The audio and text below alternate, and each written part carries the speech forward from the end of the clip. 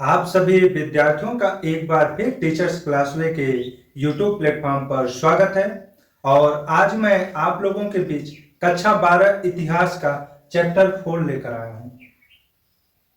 कक्षा 12 के इतिहास में 3 किताबें हैं, जिसमें से यह पहला किताब का यह अंतिम चैप्टर है और इस चैप्टर का यह दूसरा पार्ट है और इसी पार्ट में हम इस चैप्टर को कंप्लीट कर देंगे। तो इस चैप्टर का नाम क्या था? विचारक, विश्वास और इमारतें। 600 ईसा पूर्व से लेकर 600 ईस्वी के बीच जितने भी विचारक थे या जो धार्मिक विश्वास थे और इमारतें थे, हम उन पर, इनकी भूमिकाओं पर प्रकाश डालें और इनकी भूमिकाओं से संबंधित कुछ प्रश्नों पर चर्चा भी किए, जितने आपके लिए महत्वपूर्ण थे। ठीक है, तो चलिए शुरुआत करते हैं। जैसा कि हमने पहले ही बताया कि 600 ईसा पूर्व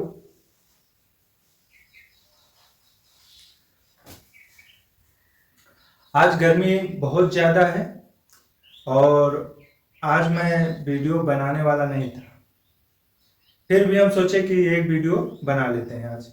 तो जैसा कि हमने पहले ही चर्चा किया था और कि मैं कक्षा 9 से लेकर 12 तक के एनसीईआरटी इतिहास को कवर करूंगा, तो उसी कड़ी में आज हम कक्षा 12 इतिहास का जो 3 बुक है उसमें से आज एक बुक को कंप्लीट कर रहे हैं। ठीक है, तो जैसा कि हमने पिछले चैप्टरों में पढ़ा था 600 ईसा पूर्व से लेकर 600 ईस्वी तक के इतिहास के दौरान कि भारत में किस तरह से द्वितीय नगरीय क्रांति की शुरुआत हुई, किस तरह से महाजनपदों का निर्माण हुआ, राज्यों का निर्माण हुआ, राजा शक्तिशाली हुए और उसी दौरान किस तरह से समाज में काफी परिवर्तन देखने को मिला।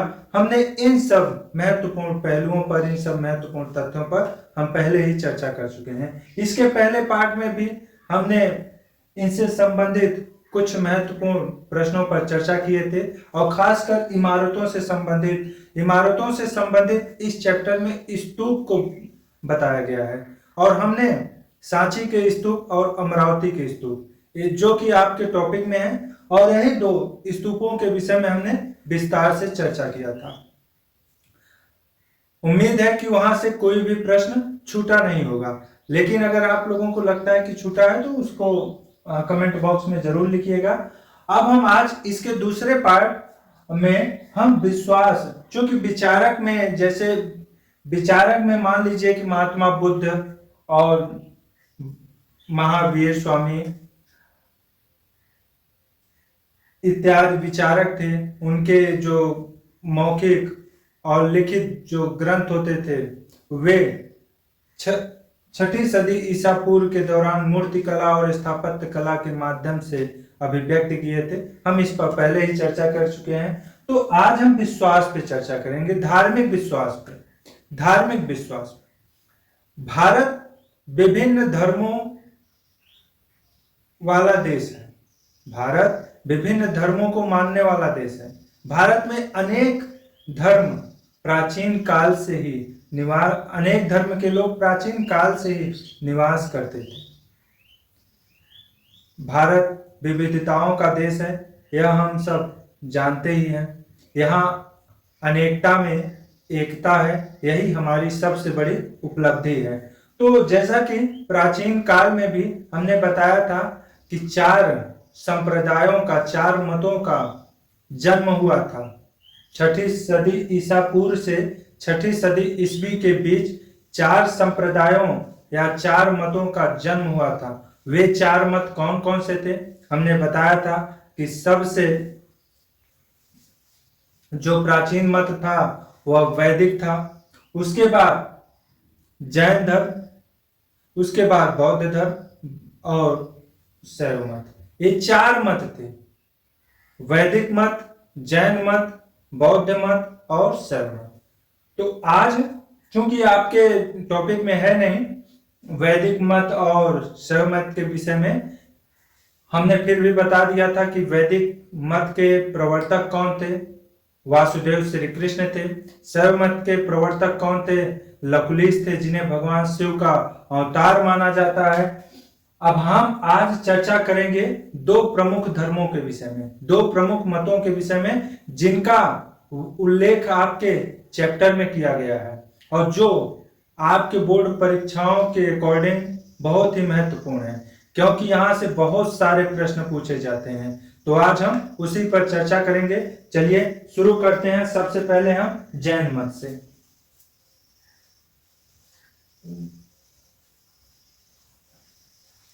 जैन मत, जैसा कि हमने पहले ही पार्ट में बताया था कि जैन मत के प्रवर्तक कौन थे।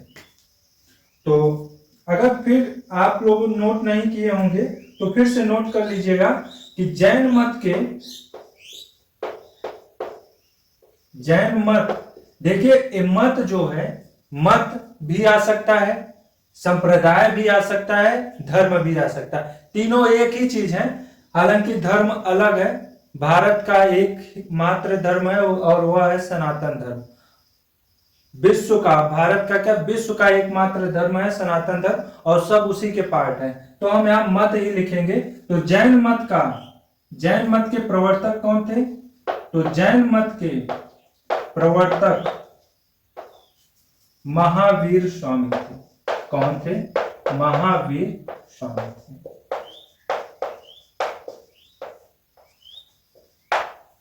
जैन मत के प्रवर्तक कौन थे? महावीर स्वामी थे। अगर आप हेडिंग डालना चाहें तो यहां लिख लीजिएगा कि जैन मत। ठीक है। तो जैन मत के प्रवर्तक कौन थे? महावीर स्वामी थे।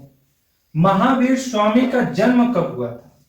यह प्रश्न पूछा जाता है बोर्ड परीक्षा में, तो निश्चित रूप से पूछा जाएगा कि महावीर स्वामी का जन्म कब हुआ था।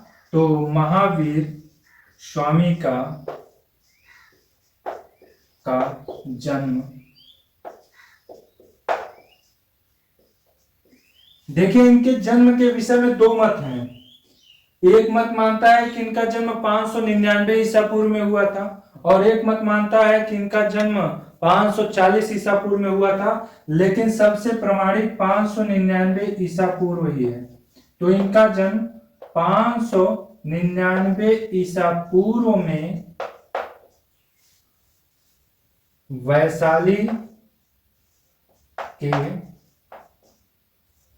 वैशाली के कुंडग्राम में हुआ था। कुंडग्राम में हुआ था। ठीक है। महावीर स्वामी का जन्म 599 ईसा पूर्व में वैशाली के कुंडग्राम में हुआ था। वैशाली के कुंडग्राम में हुआ था। इनके बचपन का नाम क्या था? यह भी प्रश्न पूछा जाता है। हम जितने भी पॉइंट पे चर्चा करेंगे वो सभी पॉइंट बहुत ही महत्वपूर्ण है, क्योंकि वहां से प्रश्न बनते हैं। मैं फालतू किसी पॉइंट पे चर्चा नहीं करता, मैं उन्हीं पॉइंट्स पे चर्चा करता हूं कि जो आपके लिए उपयोगी हो।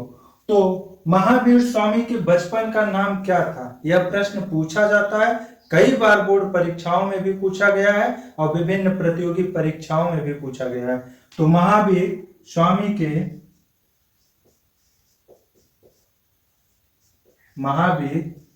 के बचपन का नाम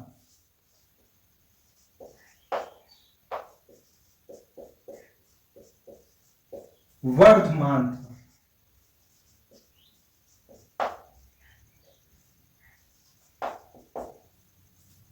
महावीर स्वामी के बचपन का नाम वर्धमान था। इनके पिता का नाम क्या था? तो प्रश्न लिख लीजिए कि महावीर स्वामी के पिता का क्या नाम था। तो उत्तर में लिखिए महावीर स्वामी के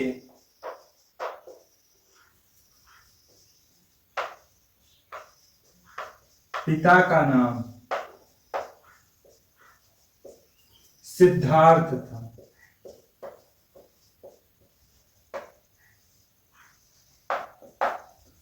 छठी सदी ईसा पूर्व में दो सिद्धार्थ प्रसिद्ध थे। एक महावीर स्वामी के पिता और एक थे गौतम बुद्ध, जिनका बचपन का नाम सिद्धार्थ था। इनकी माता का नाम क्या था? महावीर स्वामी के माता का नाम त्रिशला था।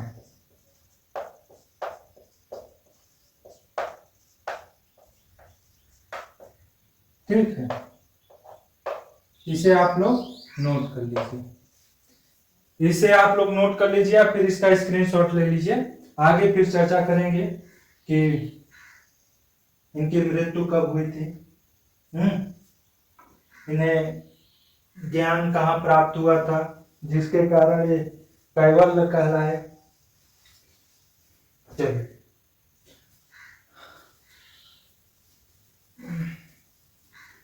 इनकी मृत्यु कब हुई थी? इनकी मृत्यु कब हुई थी, प्रश्न है। इसे आप लोग लिख लीजिएगा।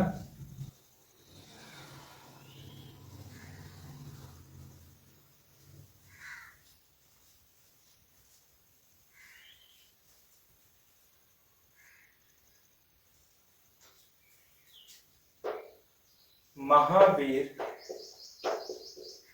स्वामी की मृत्यु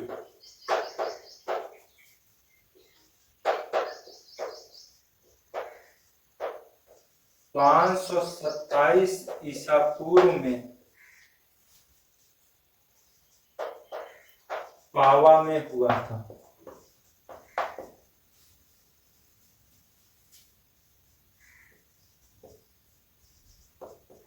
ठीक है, इन्हें ज्ञान कब प्राप्त हुआ था? इन्हें ज्ञान कहाँ प्राप्त हुआ था? महावीर स्वामी को ज्ञान कहाँ प्राप्त हुआ था जिसके कारण ये कैवल्य कहलाए? तो महावीर स्वामी को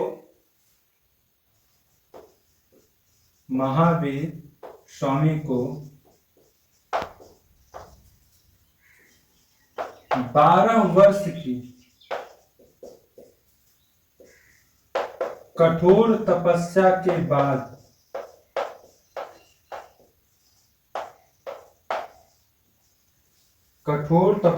के बाद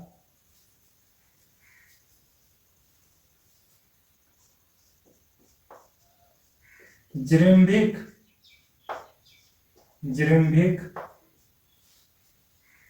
ग्राम के समीप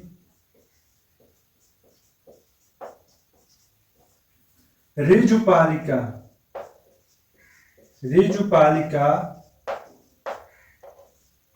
नदी के तट पर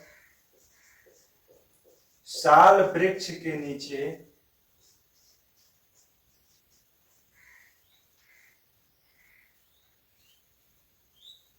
महावीर स्वामी को 12 वर्ष की कठोर तपस्या के बाद जिरिम्भिक ग्राम के समीप ऋजुपालिका नदी के तट पर साल वृक्ष के नीचे ज्ञान प्राप्त हुआ था।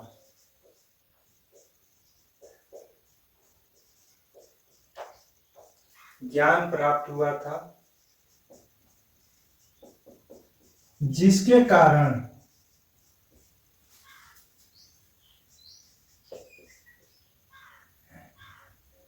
कारण वे कैवल्य कहलाए।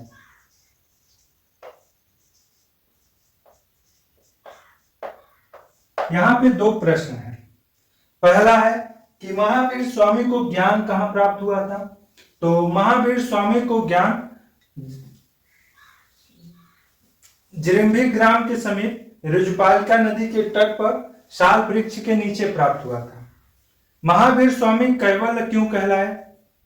अगर आप इसे अलग से प्रश्न लिखना चाहें तो लिख लीजिए कि महावीर स्वामी कैवल्य क्यों कहलाए। तो महावीर स्वामी को जब ज्ञान प्राप्त हुआ तो उसके बाद वे कैवल्य कहलाए।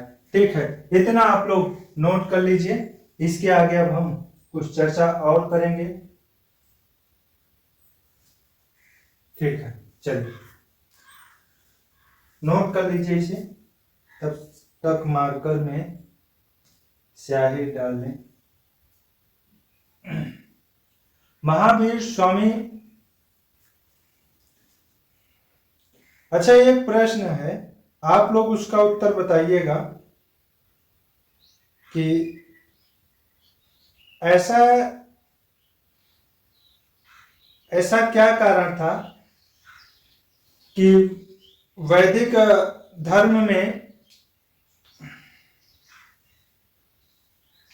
ऐसी कौन सी विषमताएं थी जिसके कारण जिसके एक प्रश्न है, आप लोग इसको उत्तर बताइएगा कि क्या कारण है कि बौद्ध धर्म और जैन धर्म का जन्म हुआ। सभी लोग वैदिक धर्म और सनातन धर्म में खुश थे। अगर सभी लोग संतुष्ट थे सनातन धर्म और वैदिक धर्म से, तो ऐसा कौन सा कारण था कि बौद्ध धर्म और जैन धर्म का जन्म हुआ। तो उसके पीछे का एक ही कारण है कि वैदिक धर्म के जो कर्मकांड थे उससे लोग बहुत अधिक नाराज थे। उससे लोग बहुत अधिक नाराज थे। जो पहले वर्ण व्यवस्था थी वह जात में परिवर्तित हो गई, और जात में परिवर्तित होने के बाद जो शूद्रों की दशा थी वह अत्यंत दयनीय हो गई। उन्हें अस्पृश्य समझा जाने लगा, उनके साथ भेदभाव किया जाने लगा, और यही सब कारण था जिसके कारण वैदिक धर्म से लोगों का मोह भंग हो गया। इसके अलावा जब द्वितीय नगरीय क्रांति की शुरुआत हुई तो द्वितीय नगरीय क्रांति में वैश्यों की स्थिति तो सुधर गई। वे व्यापारी वर्ग थे और उन्हें व्यवसाय करने के अपार अवसर मिलने लगे, जिसके कारण उनकी स्थिति में काफी बदलाव हो गया। लेकिन शूद्रों की स्थिति जो थी वह अत्यंत दयनीय होती गई, जिसके कारण इन दो महावीरों ने, महावीर स्वामी और गौतम बुद्ध ने, वैदिक धर्म से इतर दो नए संप्रदाय लेकर आए, जिन्हें हम बौद्ध संप्रदाय और जैन संप्रदाय कहते हैं। ठीक है, तो इतना आप लोग नोट कर लिए होंगे। इसके बाद अब हम चर्चा करते हैं कि जैन धर्म में कितने तीर्थंकर थे। अगला प्रश्न, जैन धर्म में कितने तीर्थंकर थे। ये तो सभी को पता होगा, आप लोग इतिहास पढ़ रहे हैं तो ये तो बेसिक प्रश्न है, ये तो सभी को पता होगा कि जैन धर्म में कुल कितने तीर्थंकर थे। कमेंट बॉक्स में इसका उत्तर दीजिए आप लोग।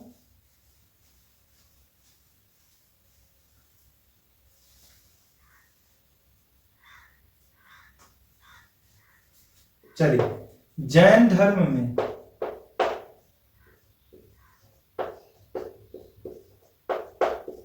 कुल 24 तीर्थंकर थे।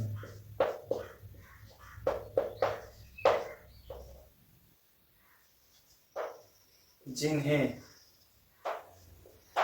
शिक्षक भी कहा जाता है।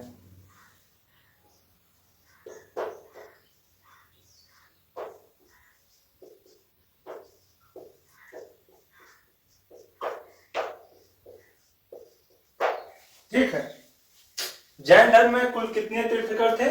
24 थे, जिन्हें शिक्षक भी कहा जाता था। महावीर स्वामी कौन से नंबर के तीर्थंकर थे। तो महावीर स्वामी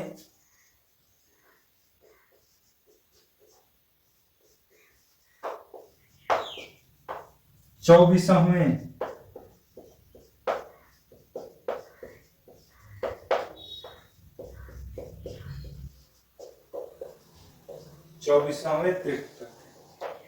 ठीक है, जैन धर्म की भाषा क्या थी। तो जैन धर्म में जितने भी ग्रंथ लिखे गए हैं उन ग्रंथों की भाषा क्या थी।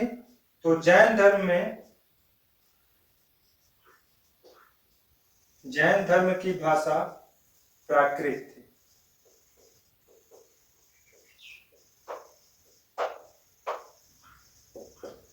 जैन धर्म में जितने भी ग्रंथ लिखे गए हैं उन सभी ग्रंथों की भाषा क्या थी? उन सभी ग्रंथों की भाषा प्राकृत थे। कालांतर में संस्कृत भी हो गए। लिख लीजिए आगे कि कालांतर में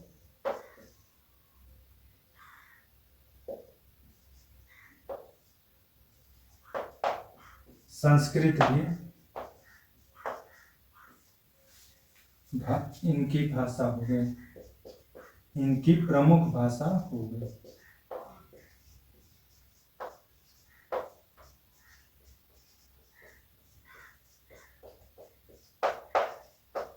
ठीक है, कालांतर में संस्कृत भी इनकी प्रमुख भाषा हो गई। प्राकृत भाषा, प्राकृत भाषा किस लिपि में लिखी जाती थी? प्राकृत भाषा किस लिपि में लिखी जाती थी? तो उत्तर में लिखिए कि प्राकृत भाषा ब्राह्मी लिपि में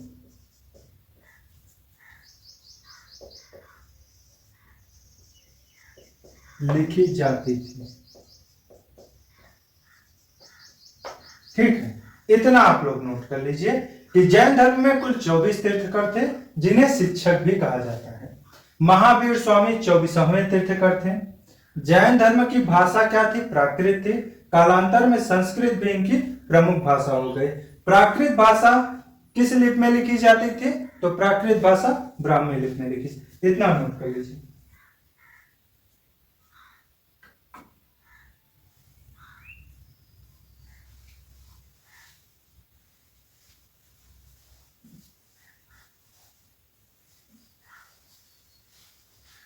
जैन धर्म के लोगों का मानना था कि संपूर्ण पृथ्वी प्राणवान है। जैन धर्म के लोगों का मानना था कि संपूर्ण पृथ्वी प्राणवान है, सभी में प्राण है, चाहे वह जल हो, चाहे वह पत्थर हो, चाहे वह चट्टान हो, चाहे वह वृक्ष हो, सभी में प्राण है। इसीलिए जैन धर्म में हिंसा न करने की बात कही गई है। ठीक है, अब हम आगे चर्चा करेंगे कि जैन धर्म के 5 व्रत कौन कौन से थे। जैन धर्म के 5 व्रत कौन कौन से थे और ये पांचों व्रत से संबंधित प्रश्न पूछे जाते हैं। अभी पिछले साल ही बोर्ड परीक्षा में अतिलघुत्री में यह पूछा गया था, 2 नंबर का था कि जैन धर्म के 5 व्रत कौन कौन से थे।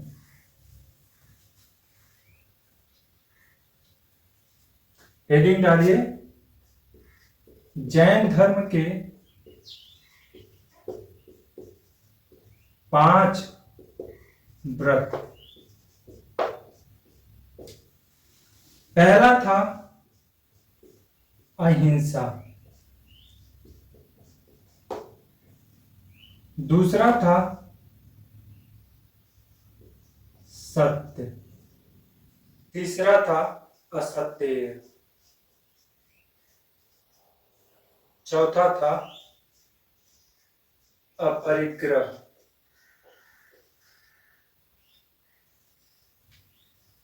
पांचवा था ब्रह्मचर्य।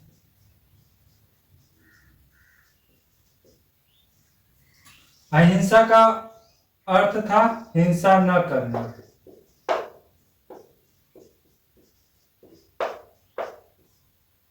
हिंसा न करना। सत्य का अर्थ था सत्य बोलना।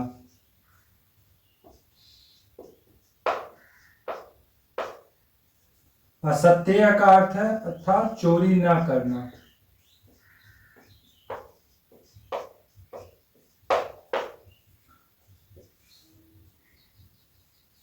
अपरिग्रह का अर्थ था धन इकट्ठा न करना।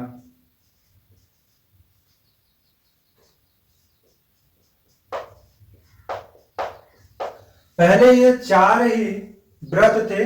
ब्रह्मचर्य को महावीर स्वामी ने जोड़ा था।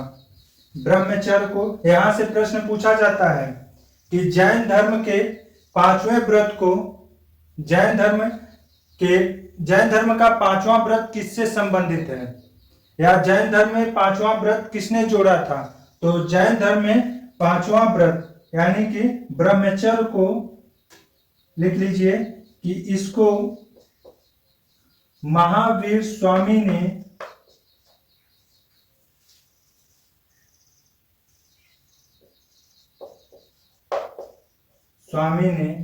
पांच व्रतों में जोड़ा था।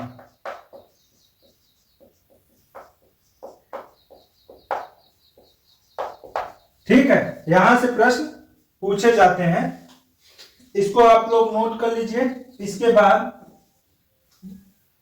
जैन धर्म के जो त्रिदर्शन है हम उस पर चर्चा कर लेते हैं, फिर बौद्ध धर्म पे चर्चा करेंगे। चलिए यहीं पर लिख लीजिए,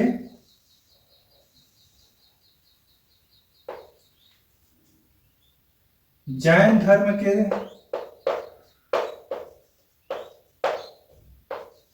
त्रिदर्शन। जैन धर्म के तीन दर्शन कौन कौन से थे। बहुत ही महत्वपूर्ण प्रश्न है, ये बहुत बार पूछा जाता है। तो जैन धर्म के त्रिदर्शन या तीन दर्शन कौन कौन से हैं। सम्यक ज्ञान, सम्यक आचरण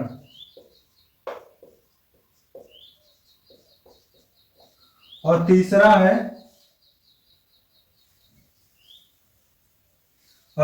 है सम्यक दर्शन। ये तीन दर्शन थे। कौन कौन से।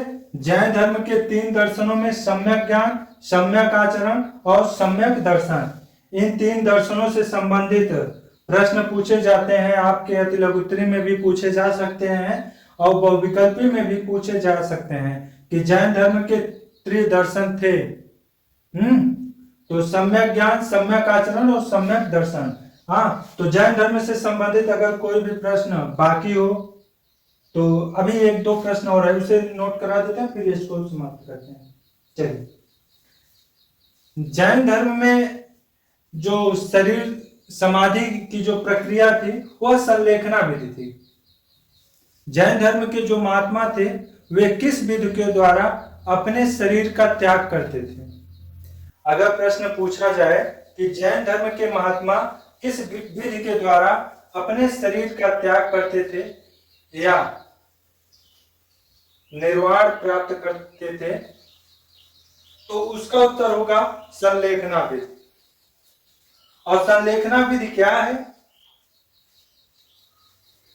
चलिए हम कुछ इस पे और लिख देते हैं, जानना जरूरी है। देखिए, जैन धर्म के महात्मा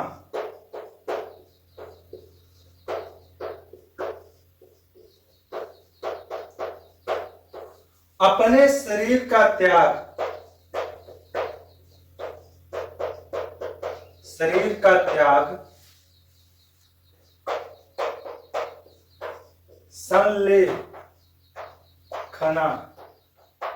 संलेखना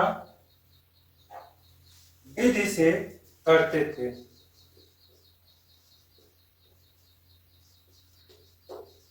भारत के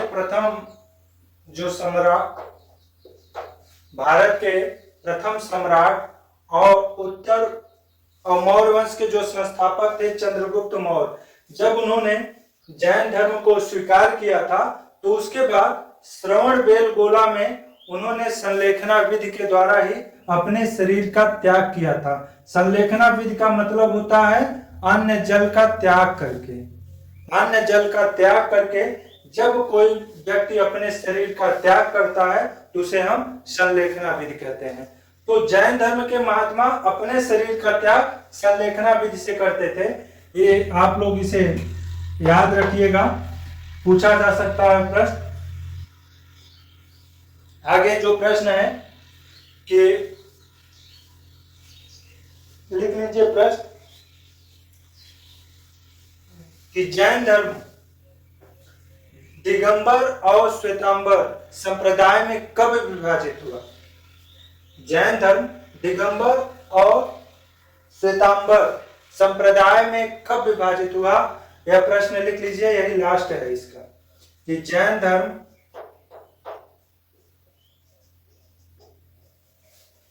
धर्म दिगंबर और श्वेतांबर संप्रदाय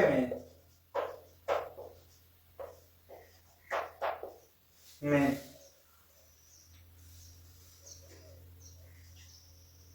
चंद्रगुप्त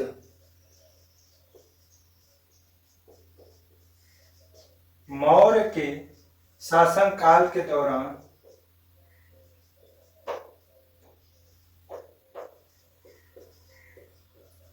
विभाजित हुए थे।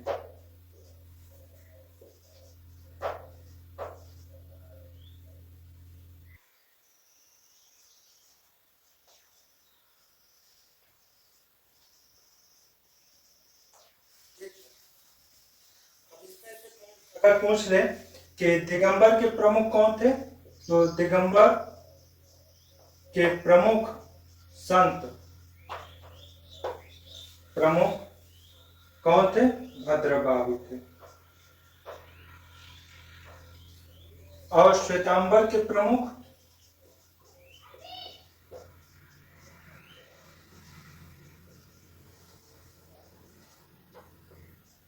स्थूलभद्र थे।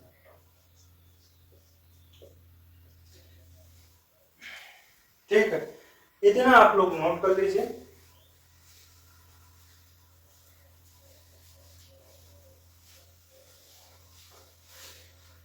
अच्छा, ये प्रश्न नोट करते दौरान हमारे जहन में एक बात आई कि ऐसी कौन सी परिस्थितियां आ गई थी जिसके कारण जैन धर्म दो संप्रदाय में विभाजित हुए?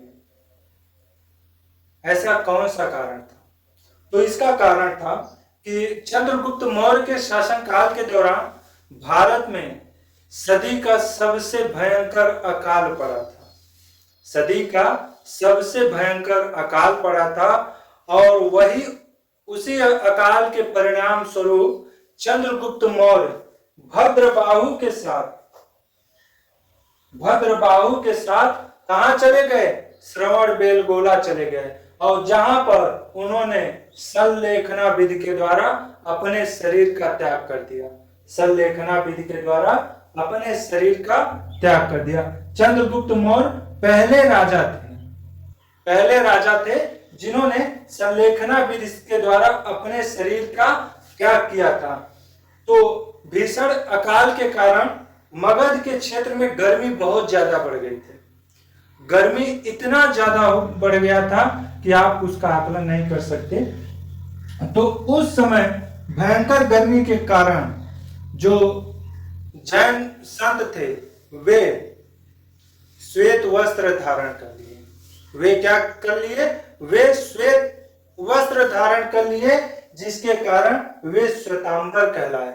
जब भद्रबाहु मगध वापस लौटे तो उन्होंने देखा कि यहाँ पे जितने भी महात्मा थे वे सभी श्वेत वस्त्र धारण कर लिए थे, इसी कारण उन्हें श्वेतांबर कहा और उसके प्रमुख स्थूलभद्र थे। तो यहाँ तक समझ में आया होगा। कोई भी प्रश्न फिर भी अगर छूटा होगा तो उसे कमेंट बॉक्स में आप लोग जरूर लिखिएगा, हम वहीं पर उसका उत्तर देंगे। ठीक है, इतना आप लोग नोट कर लीजिए। वीडियो 1 घंटे का के करीब जाएगा लगभग। चलिए, क्योंकि यह आज का अंतिम पार्ट है इस चैप्टर का, तो थोड़ा लंबा हो जाएगा। चलिए अब आगे चर्चा करते हैं बौद्ध धर्म। बौद्ध धर्म के प्रवर्तक कौन थे?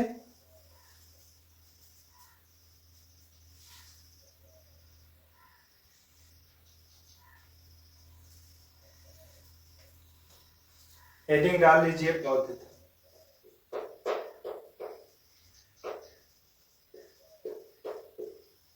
या बौद्ध मत लिखिए।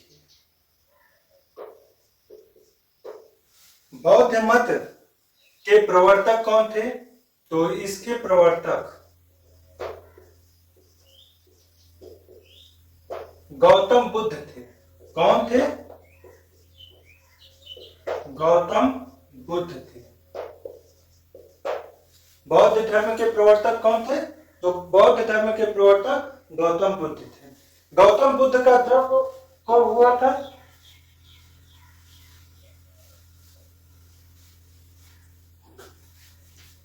अगला प्रश्न कि गौतम बुद्ध का जन्म कब हुआ था? तो गौतम बुद्ध का जन्म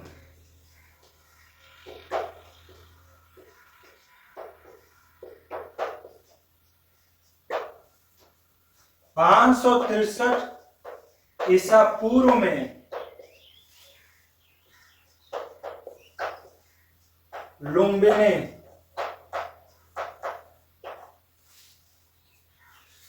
कपिलवस्तु के लुम्बिनी ग्राम में हुआ था।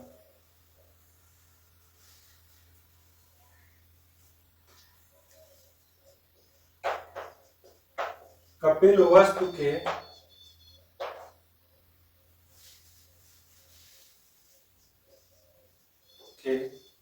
लुम्बिनी ग्राम में हुआ था।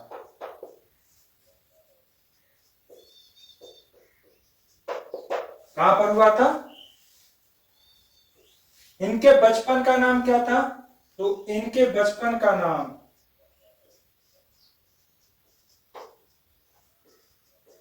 गौतम बुद्ध के बचपन का नाम क्या था? प्रश्न लिख लीजिएगा कि इनके बचपन का नाम सिद्धार्थ था। गौतम बुद्ध के पिता का क्या नाम था?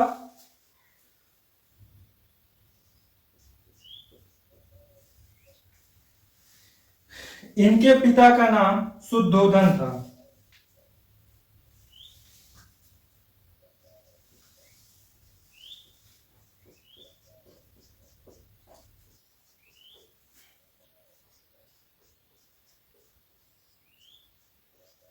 शुद्धोधन था।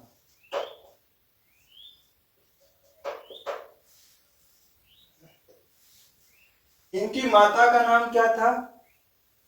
तो इनकी माता का नाम माया देवी या महामाया था।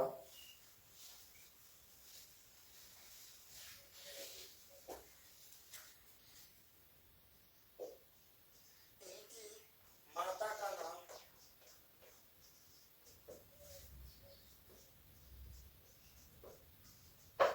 माया देवी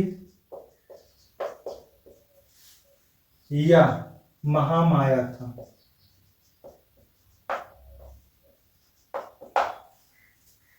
इनके गौतम बुद्ध के पत्नी का क्या नाम था? तो इनके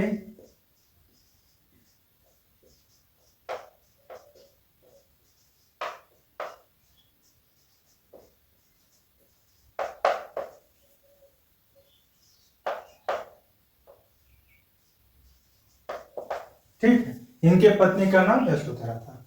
इतना आप लोग नोट कर लीजिए कि बौद्ध मत के प्रवर्तक कौन थे? गौतम बुद्ध थे। गौतम बुद्ध का जन्म कब हुआ था? 563 ईसा पूर्व में कपिलवस्तु के लुम्बिनी ग्राम में हुआ था। कपिलवस्तु कहां पर स्थित है? नेपाल में। इनके बचपन का क्या नाम था? तो इनके बचपन का नाम सिद्धार्थ था। इनके पिता का नाम क्या था? तो इनके पिता का नाम शुद्धोधन था। इनकी माता का नाम माया देवी या महामाया था। इनके पत्नी का नाम यशोधरा था। तो इतना आप लोग नोट कर लीजिए। इसके आगे अब लिखते हैं कि इनकी मृत्यु कब हुई थी, इनके पुत्र का क्या नाम था। ये सारे प्रश्न पूछे जाते हैं बहुविकल्पी में, तो निश्चित रूप से पूछे जाएंगे, इसलिए आप लोग इसे जरूर नोट करिएगा।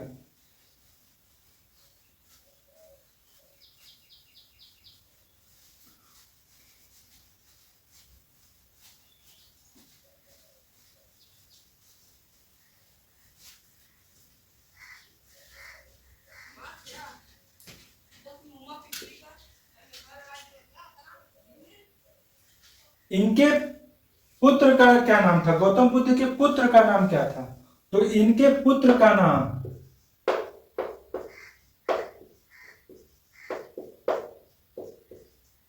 राहुल था।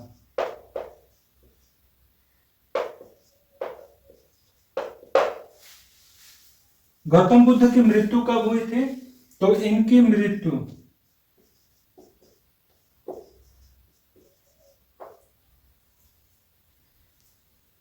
483 ईसा पूर्व में कुशीनगर में हुआ था।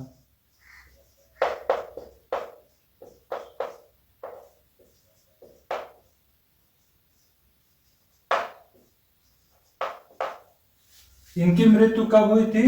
इनकी मृत्यु 483 ईसा पूर्व में कुशीनगर में हुआ था। ठीक है, तो इनके जीवन से संबंधित जितने प्रश्न थे उनमें से एक और प्रश्न है कि इन्हें ज्ञान कब प्राप्त हुआ था? कहां प्राप्त हुआ था?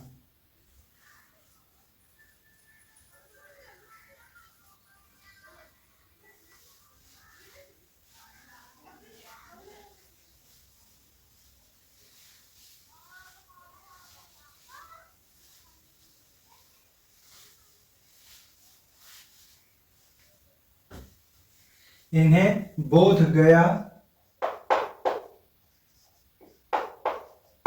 में निरंजना नदी के तट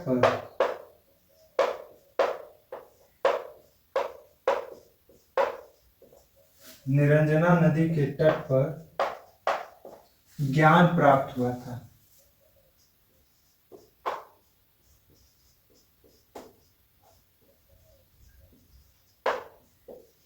ठीक, इन्होंने अपने जीवन का पहला प्रवचन कहां दिया था? यह प्रश्न पूछा जाता है। तो ज्ञान प्राप्ति के बाद इन्होंने अपना ज्ञान प्राप्ति के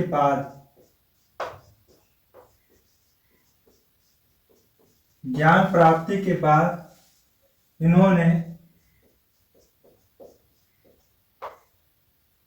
प्रथम उपदेश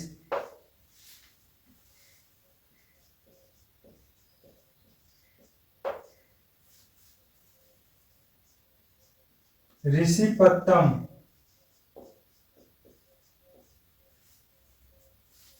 या सारनाथ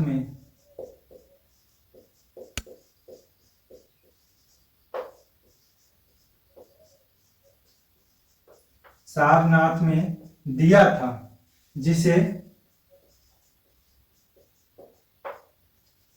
धम्म चक्र प्रवर्तन कहा जाता है।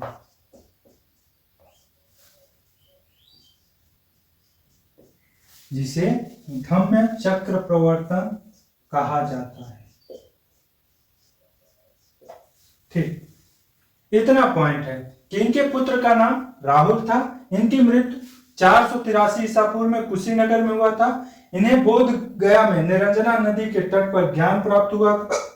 ज्ञान प्राप्ति के बाद इन्होंने प्रथम उपदेश कहाँ दिया था? ऋषिपत्तनम, जो कि वाराणसी में है। ऋषिपत्तनम या सारनाथ में इन्होंने प्रथम प्रवचन दिया था या उपदेश दिया था, जिसे धम्म चक्र प्रवर्तन के नाम से जाना जाता है।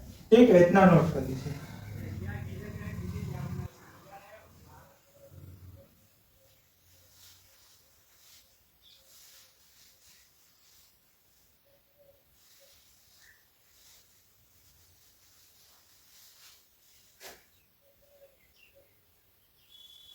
महावीर स्वामी ने किस वर्ष महावीर स्वामी ने अपने जीवन के कौन से वर्ष में घर को त्याग किया था? महावीर स्वामी कितने वर्ष के थे जब उन्होंने घर का त्याग किया था, अपने महल का त्याग किया था? इनके पिता जो थे शुद्धोधन, वे शाक्य गण के प्रधान थे। तो जब महात्मा बुद्ध का अर्थात जब सिद्धार्थ का जन्म हुआ, तो कालदेव और कौंडिन्य नामक ब्राह्मण इनकी कुंडली देखे, और इनकी कुंडली देखने के बाद इनके पिता को सूचित किया कि आपका यह पुत्र या तो आगे चलकर चक्रवर्ती सम्राट बनेगा या फिर महासन्यासी बनेगा। तो इनके पिता जो थे वह इस सोच में पड़ गए कि कहीं हमारा बेटा जो है वह सन्यासी न बन जाए। उनके पिता की लालसा थी कि यह चक्रवर्ती सम्राट बने और अपने राजवंश का संपूर्ण विश्व में, संपूर्ण भारत में विस्तार करें। तो इसी डर से इनके पिता ने इनकी 16 वर्ष की आयु में ही विवाह कर दिया। विवाह इसलिए कर दिया कि यह पारिवारिक कार्यों में जब लिप्त हो जाएंगे तो इनके मन से जो वैराग्य की भावना है वह निकल जाएगी। परंतु ऐसा नहीं हुआ। एक बार महात्मा बुद्ध नगर भ्रमण की इच्छा अपने पिता के सामने प्रकट की कि मैं नगर को देखना चाहता हूं। तो इनके पिता डर गए। तो इनके पिता जो थे वे उस नगर में उस दिन जितने भी लोगों की मृत्यु हुई थी या जो बीमार थे या जैसे भी थे सबको मार्ग से दूर कर दिया था। दूसरे स्थानों पे उनको उनकी व्यवस्था कर दी थी। परंतु महात्मा बुद्ध क्योंकि इनका जन्म ही मानवता का उद्धार करने के लिए हुआ था। जाति धर्म के चक्र में जो लोग फंसे हैं उनको उस चक्र से बाहर निकालने के लिए ही इनका जन्म हुआ था। तो वे अपने उद्देश्य से कैसे अलग हो सकते थे। अब इनके जीवन से संबंधित अगला प्रश्न है कि महात्मा बुद्ध कितने साल के थे जब वे महल को छोड़ा था। तो महात्मा बुद्ध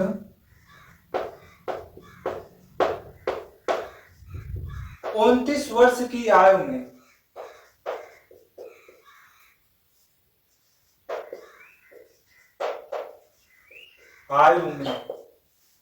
गृह त्याग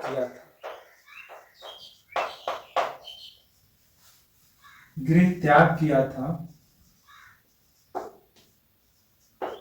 जिसे महाभिनिष्क्रमण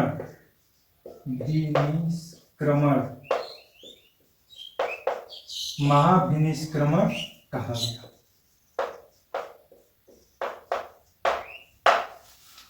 महात्मा बुद्ध के जीवन से संबंधित किस घटना को महाभिनिष्क्रमण कहा गया? यह बहुत ही महत्वपूर्ण प्रश्न है, ये पूछा जाता है। तो महात्मा बुद्ध के गृह त्याग की घटना को महाभिनिष्क्रमण कहा गया। इनके गुरु कौन थे? तो इनके गुरु आलार कलाम थे।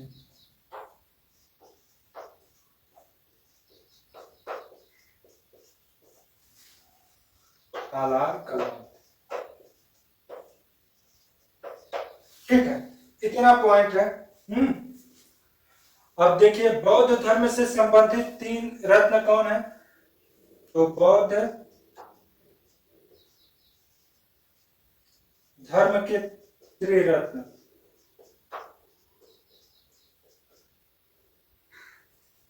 देखिए, गर्मी बहुत ज्यादा है। आप हमारी हालत देखकर अनुमान लगा सकते हैं।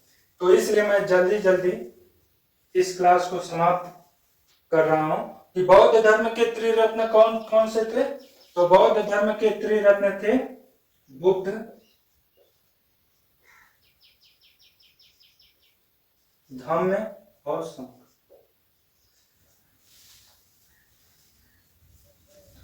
बुद्ध, धम्म और संघ, ये बौद्ध धर्म के 3 रत्न थे। इतना आप लोग नोट कर लीजिए, यहां से सारे प्रश्न पूछे जाएंगे। ठीक है, चलिए।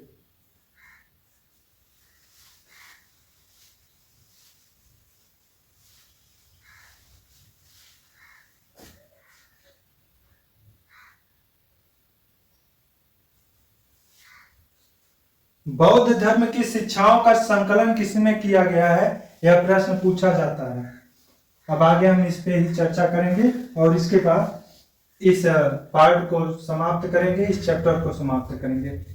ठीक है, यहाँ से बाकी जो कुछ प्रश्न बाकी रह जाएंगे उसको आप लोग कमेंट बॉक्स में लिखिएगा, हम वहीं पर उसका उत्तर दे देंगे। ठीक है, चलिए। बौद्ध धर्म की शिक्षाओं का संकलन किसमें किया गया है? तो बौद्ध धर्म की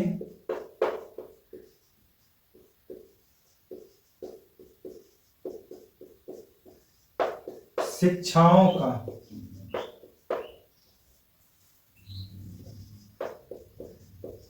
संकलन त्रिपिटक में किया गया है।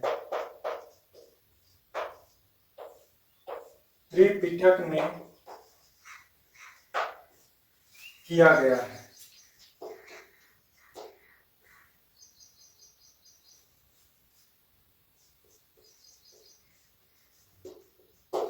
त्रिपिटक कौन कौन से थे? विनय पिटक,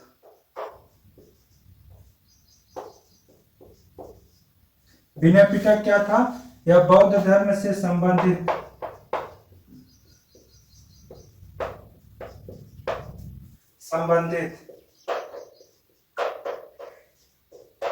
नियमों का संग्रह था।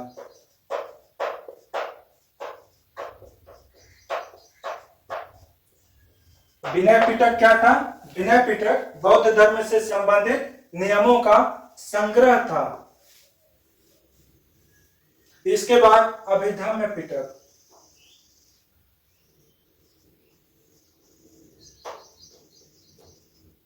अभिधम्म पिटक क्या थे?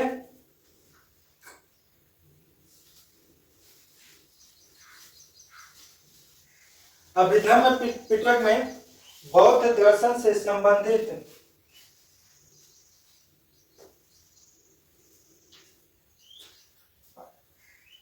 बौद्ध दर्शन से जुड़े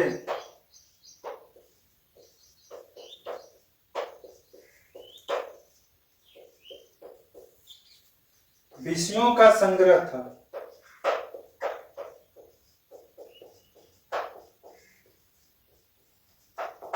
ठीक है, अभिधम्म पिटक में क्या था? अभिधम्म पिटक बौद्ध दर्शन से जुड़े विषयों का संग्रह था। उसके बाद तीसरा है सुत्त पिटक।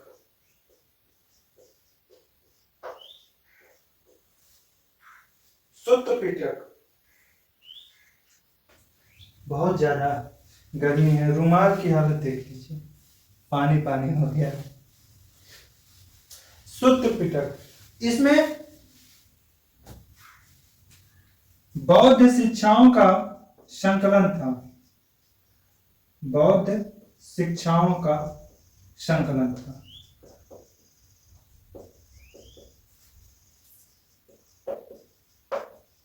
संकलन था। ठीक, बौद्ध धर्म की शिक्षाओं का संकलन किसमें किया गया है? त्रिपिटक में किया गया है।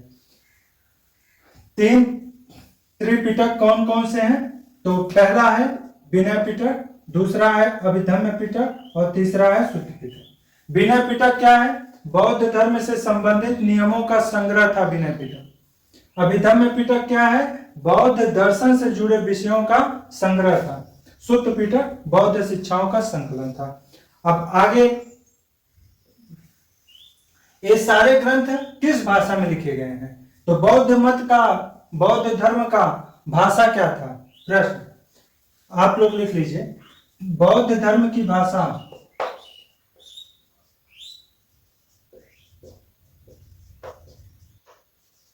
बौद्ध धर्म की भाषा पाली थी। पाली नहीं, पाली थी, पाली।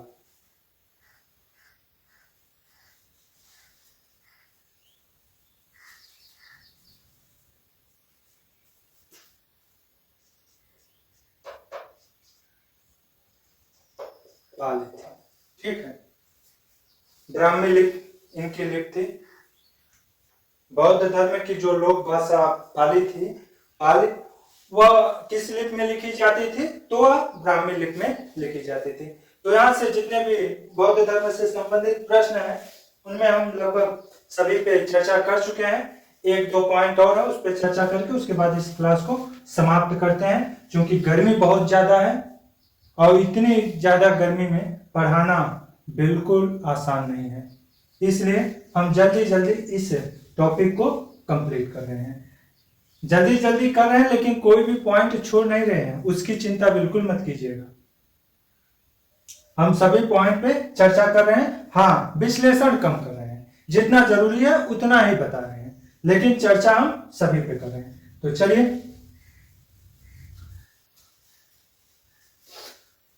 गौतम बुद्ध किन घटनाओं को देखने के बाद उनमें वैराग्य की भावना उठी, उन्होंने वैराग्य का जीवन अपना लिया, वे वैरागी हो गए। किन चार घटनाओं को या किन चार व्यक्तियों को देखने के बाद गौतम बुद्ध ने यह निश्चय कर लिया कि हम सन्यासी ही होंगे। वे चार दृश्य कौन कौन से थे?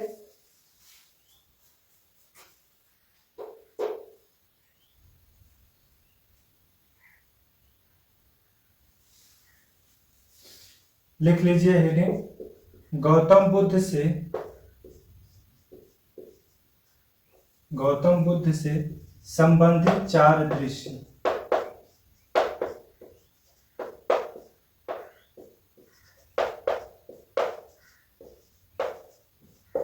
चार दृश्य, वे चार दृश्य कौन कौन से थे? लिखिए, वृद्ध व्यक्ति को देखना,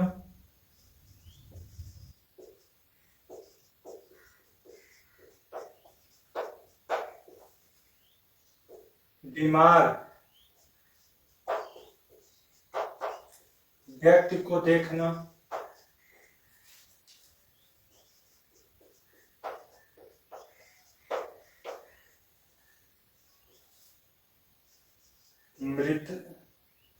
मृतक व्यक्ति को देखना या मृत शरीर को देखना। व्यक्ति की जगह यहाँ मृत शरीर लिख लीजिए।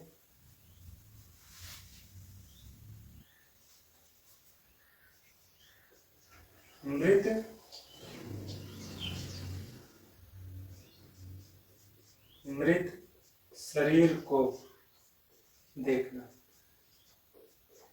और चौथा जो था, यही महत्वपूर्ण था, चौथा था प्रसन्न मुद्रा में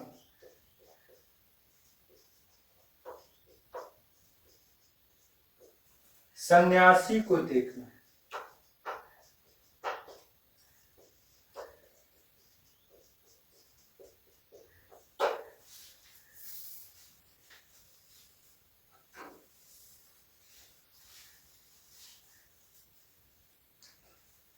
चलिए, हाँ, गौतम बुद्ध के जीवन से संबंधित जो चार दृश्य थे, जिसके कारण महात्मा बुद्ध ने या गौतम बुद्ध ने यह निश्चय कर लिया कि हम अब सन्यासी ही बनेंगे, हम चक्रवर्ती सम्राट नहीं बनेंगे, क्योंकि चक्रवर्ती सम्राट का जो जीवन है वो बहुत कठिन है, हमें इन मोह माया से निकलना है। तो वे चार दृश्य क्या थे? वृद्ध व्यक्ति को देखना, उनका हृदय परिवर्तित हो गया कि हम वृद्ध हो जाएंगे। बीमार व्यक्ति को देखना कि हम बीमार रहेंगे। मृत शरीर को देखना और प्रसन्न मुद्रा में सन्यासी को देखना।